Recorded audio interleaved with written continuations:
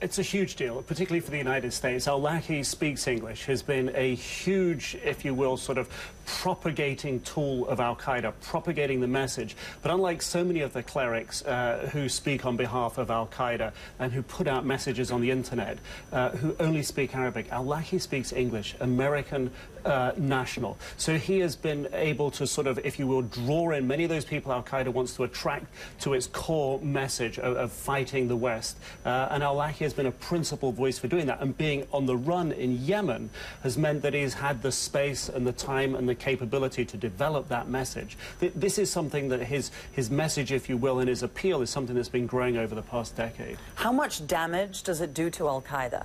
I think operationally it may not damage them operationally in terms of what threats and terror attacks they plan to carry out. One of their principal bomb makers, Ibrahim al-Asiri, is in Yemen as well. He made the printer bombs that were used to target US aircraft last year, made the underpants bomb that was used to target a US airliner 2 years before that.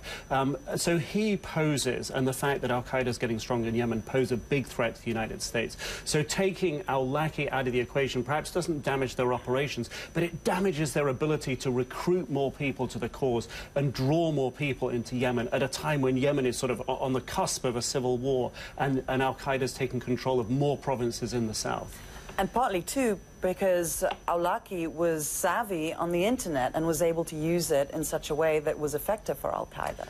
You know, if you go to parts of London today, certainly within the past year or so, you will find huge collections of Anwar al-Awlaki's CDs and DVDs in the storefronts of the religious bookstores that are close to some of the mosques.